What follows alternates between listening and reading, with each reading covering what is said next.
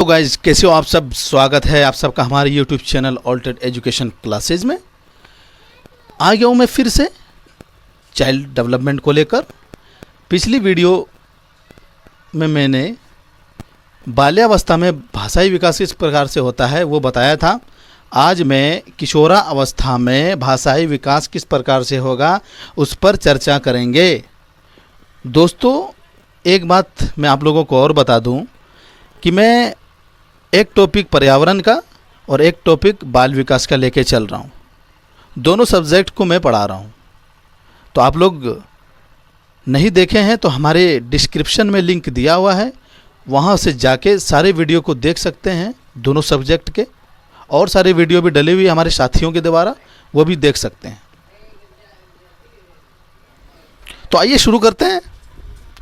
क्या पढ़ना है हम लोगों को दोस्तों? आज पढ़ना है हम लोगों को किशोरा अवस्था में भाषाई विकास।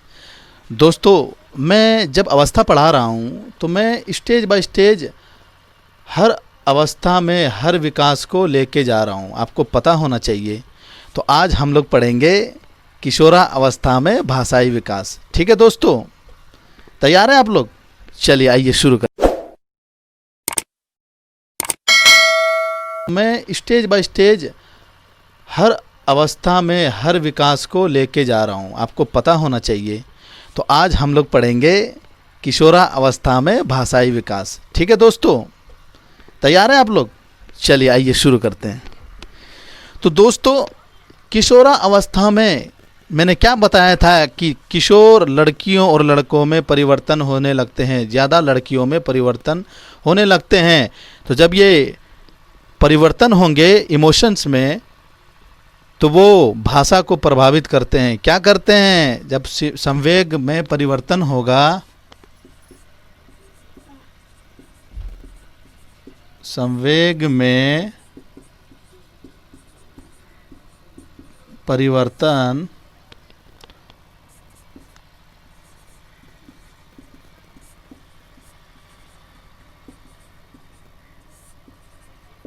भाषा प्रभावित होती है। दोस्तों मैं पॉइंट बाय पॉइंट बताऊंगा। यह संवेग में जैसे जैसे परिवर्तन होगी वैसे भाषा में भी चेंजिंग आने लगेगा। और इस अवस्था में क्या होता है दोस्तों? साहित्य पढ़ने की रुचि उत्पन्न हो जाती है। यह भी मेन पॉइंट है। साहित्य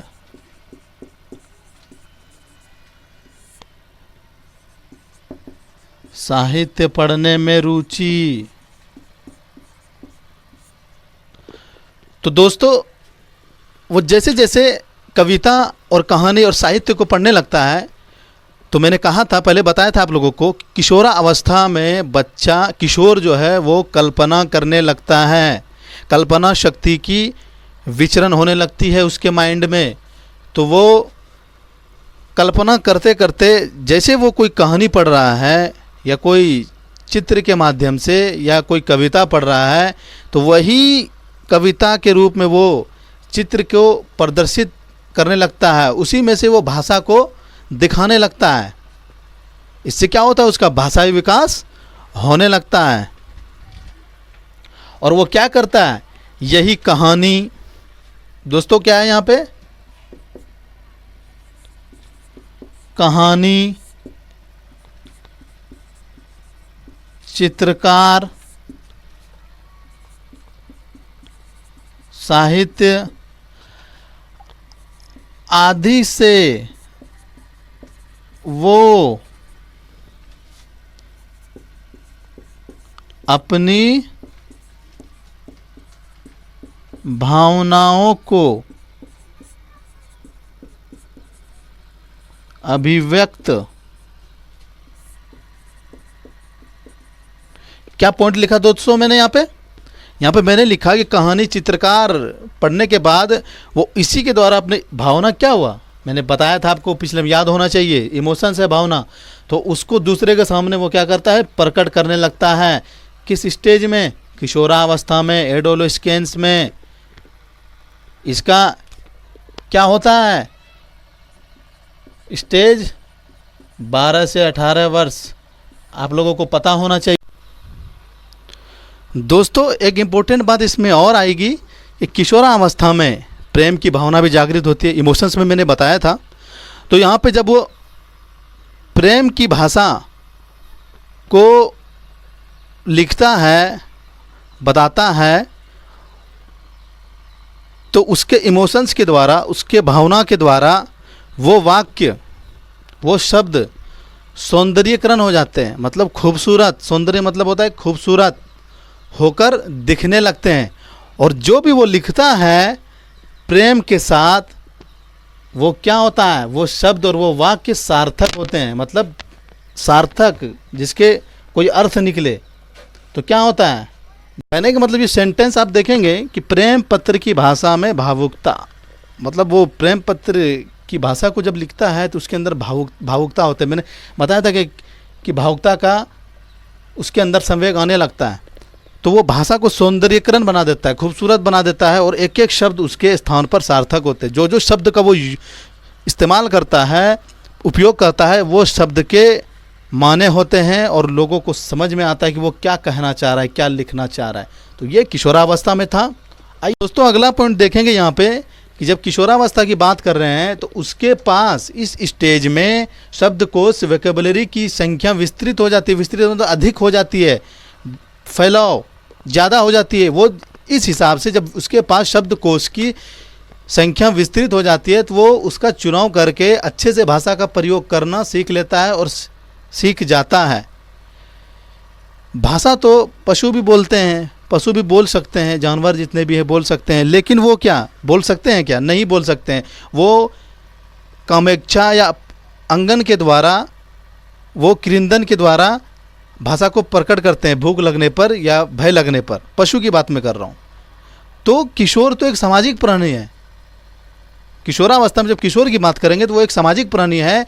वो तो किसी भी भाषा को लिखकर अच्छे से या बोलकर और नाटकीय तत्व के द्वारा, यहाँ पे एक बात आई, नाटकीय तत्व के द्वारा,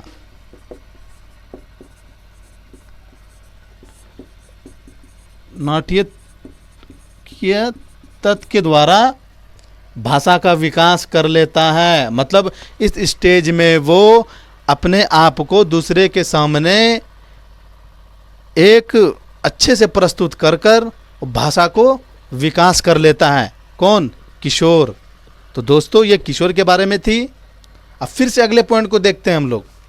अब इसमें एक बात और आ रही है कि किशोर जो है वो इसमें गुप्त कोड का भी इस्तेमाल करते हैं भाषा में। इस स्टेज में क्या करते हैं? गुप्त कोड का इस्तेमाल वो करने लग जाते हैं और इसी के द्वारा वो किसी को प्रतीकात्मक चिन्ह के द्वारा इसका प्रयोग करते हैं। और इस कोड का, इस प्रतीकात्मक चिन्ह का मतलब उन्हें ही पता होता है, वो किसी और को समझ में नहीं आता है। जैसे मैं एक उदाहरण लूँगा। जैसे किशोर में तो समूह की संख्या होती है, दोस्तों की संख्या होती है। तो सपोज दैट कोई दोस्त घर जाता है और कहीं पे उनको जाना होता है या खेलने के लिए बुलाना होता है, तो उसके दोस्त जाते हैं, या तो खिड़की से ऐसे झांक के देख रहे हैं तो वो अंदर है, मम्मी पापा का डर है, नहीं जाना है, मम्मी डांटेंगे या पापा डांटेंगे, तो वो कुछ ऐसा इशारा मारता है, प्रतीकात्मक चिन्ह प्रदर्शित करता है या कोई भी चिन्ह होगा, तो वो समझ गया कि हमको बाहर बुला रहा है या हमको खेलने के लिए बुला रहा है। तो वो उस प्रतीकात्मक चिन्ह के द्वारा वो समझ लेते हैं और वो क्या करते हैं? उसको अप्लाई करते हैं, उसका विकास कर लेते हैं। दोस्तों यही है प्रतीकात्मक चिन्ह। मतलब वो एक कोड, गुप्त कोड। वो गुप्त कोड का मतलब इन किशोरों के अंदर ही पता रहता है, वो किशोर को ही पता रहता है। तो ये भी एक भावना उनके अंदर जागृत होती है दोस्तों। तो फिर से दोस्तों यहाँ पे अगला पॉइंट देखेंगे कि यहाँ पे कह रहा है किशोर के अंदर इस स्टेज में संकल्पनाओं, जिसको कि कॉन्सेप्ट का भी विकास होने लगता है। मतलब वो किसी भी भाषा को अगर किसी के सामने कॉन्सेप्ट के द्वारा समझा रहा है तो उसको अच्छी तरह से समझा सकता है। और यही कॉन्सेप्ट की अवधारणा उसके चिंतन पर भी प्रभाव डालती है और ये जीवन का मेन प्रभाव डालती है, जीवन के ऊपर उसके मेनली रूप से उसको प्रभाव करती है। कौन? ये संकल्पना, ये अवधारणा। तो दोस्तों यहाँ पे एक वैज्ञानिक है। दोस्तों इसमें और एक चीज़ इंक्लूड करेंगे हम लोग, देखेंगे यहाँ पे कि भाषा के विकास का किशोर के चिंतन पर भी प्रभाव पड़ता है। क्या होता है, जब भाषा का विकास होता है तो किशोर के चिंतन पर, जैसे जैसे भाषा का विकास होगा तो उसके चिंता, वो सोचेगा कि हम क्या करें, कैसे करें, क्या प्रस्तुत करें, क्या लिखें, क्या पढ़ने में रुचि होती है, ये सब का विकास होने लगता है। तो वो क्या करता है, वाटसन ने इसे व्यवहार का एक अंग माना है, क्योंकि उसके व्यवहार में, उसके अंदर, उसके गुण में बदलाव आने लगते हैं। वो दूसरे के सामने अपने व्यवहार को परिवर्तित करने लगता है, दिखाने लगता है, बदलता है। तो ये सब बातें हैं दोस्तों इस किशोरावस्था में भाषाई विकास के बारे में। तो और हम लोग देखेंगे यहाँ पे कि क्या संकल्पना, अवधारणा की इसमें विकास होने लगती है। ध्यान रखिएगा, किसमें, किशोरावस्था में, किशोर में। समझ गए आप लोग। फिर से आगे देखें दोस्तों, यहाँ पे क्या है अगला पॉइंट कि किशोर जो है वो भाषा के माध्यम से अनुपस्थिति और परिस्थिति का वर्णन करने लगता है, और वो एक दूसरे से विचार परामर्श करके किसी भी बात को सॉल्यूशन करने लगता है। और वो इस अवस्था को कैसे डेवलप किया जाए, कैसे इस जीवन में सब चीज़ को जान लिया जाए, वो इसका रहस्य भी जान लेता है। क्या करता है दोस्तों, वो अपने आप को विचार विमर्श करना सीख लेता है कि विचार विमर्श करना, विचार विमर्श करना। जब विचार विमर्श होगा तो किन्हीं दो लोगों के बीच होगा, तो वो ये सब करने के, वो सब गुण जो है उसके अंदर आने लगते हैं और इसका वो हल भी निकाल लेता है। ऐसा करके वो क्या करता है, किशोरावस्था में व्यक्ति के अंदर भाषा का प्रयोग, भाषा का विकास किस प्रकार से होता है, इन सब रहस्यों को वो जान लेता है। तो दोस्तों ये थे किशोरावस्था के अंदर भाषाई विकास के कुछ बातें। तो दोस्तों अब इस पर मैं कुछ क्वेश्चन भी कराऊंगा। तो क्वेश्चन जो है मैंने तैयार किया हुआ है, तो क्वेश्चन को मैं लिख लूँगा एक बार और बताते जाऊँगा उसको। एक लाइन में ऑप्शन कुछ भी होगा तो आप लोग उसको देख करके सिलेक्ट करेंगे। इस पर कौन से, ये क्वेश्चन करने के बाद जो हल होगा, तो ये कॉन्सेप्ट जितना मैंने बताया आज, ये आप लोगों को समझ में आ जाएगा दोस्तों। तो इस पर क्वेश्चन करना जरूरी टॉपिक में से ही। तो देखते हैं किस अवस्था में बालक में शब्दकोश विस्तृत हो जाता है, मतलब शब्दकोश की संख्या का विस्तृत, मतलब अधिक किस अवस्था में हो जाता है। मैंने बताया है अभी आपको। ऑप्शन यहाँ पे देखिएगा, प्रौढ़ावस्था, बी बाल्यावस्था, सी ए और बी दोनों, डी किशोरावस्था। तो इसमें ए और बी दोनों, इनमें से कोई नहीं, इनमें से सभी, सिर्फ सी। इस तरह के भी क्वेश्चन को ट्रिक देने के लिए, क्वेश्चन को हार्ड करने के लिए किया जाता है, उलझाने के लिए। तो दोस्तों आप लोग अच्छे से उसको माइंड सेट कर लेंगे कि उसको कैसे हल करना है। तो यहाँ पे देखेंगे डी नंबर में क्या है, किशोरावस्था। एडोलेस्केंस कहाँ पे है, ये किशोरावस्था की बात हो रही थी आज टॉपिक के अंदर। तो किशोरावस्था को हम टिक मारेंगे तो क्या हो जाएगा दोस्तों, यहाँ पे किशोरावस्था। शब्दकोश की जो विस्तृत है, वो अधिकता है, वो किशोरावस्था में होती है। चलिए आइए दोस्तों 2 नंबर क्वेश्चन को देखते हैं। आप लोग नज़र बनाए रखिएगा। किशोरावस्था में किशोर में क्या पढ़ने में रुचि होती है, यहाँ पे पूछ रहा है, यहाँ पे स्टेज दिया हुआ है आपको क्वेश्चन में कि किशोरावस्था में किशोर में क्या पढ़ने में रुचि होती है। मैंने बताया था आप लोगों को। अगर आप लोग को आंसर मालूम है तो आप लोग कमेंट बॉक्स में आंसर को देंगे दोस्तों।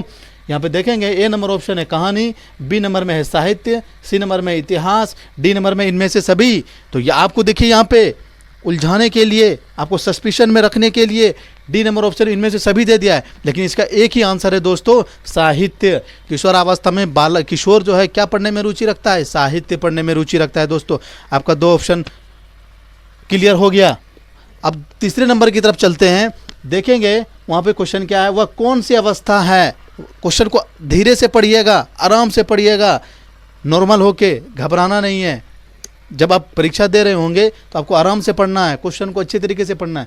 वह कौन सी अवस्था है जिसमें किशोर भाषा में गुप्त कोड का विकसित करता है, गुप्त कोड को विकसित करता है। मतलब मैंने बताया था ना कि इस अवस्था में गुप्त कोड को वो प्रतीकात्मक चिन्ह के द्वारा दिखाने लगता है। तो ए नंबर ऑप्शन में देखेंगे शैशवावस्था, बी में देखेंगे पूर्व बाल्यावस्था, सी में देखेंगे किशोरावस्था, डी में इनमें से कोई नहीं, नन ऑफ दिस भी आया है ऑप्शन में।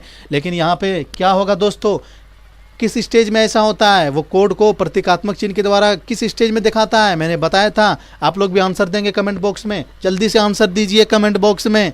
इसका आंसर होगा सी, किशोरावस्था में। आराम से आपके प्रॉब्लम सॉल्व होते जा रहे हैं किशोरावस्था में भाषाई विकास के टॉपिक पर। उसके बाद है नंबर 4, भाषा के विकास से किशोर में किस चीज़ का विकास होता है? भाषा के विकास से, किशोरावस्था में भाषाई विकास को इंक्रीज कर रहे हैं हम लोग, पढ़ रहे हैं कि डेवलप कैसे होगा। तो इस किशोर में किस चीज़ का विकास होता है? किस चीज़ का विकास होता है? चित्रण का, संकल्पनाओं का, कॉन्सेप्ट जिसको बोलते हैं, व्यवहार का, सिर्फ बी। तो यहाँ पे देखेंगे कि एक में ऑप्शन बी दिया हुआ, दूसरे में डी में सिर्फ बी।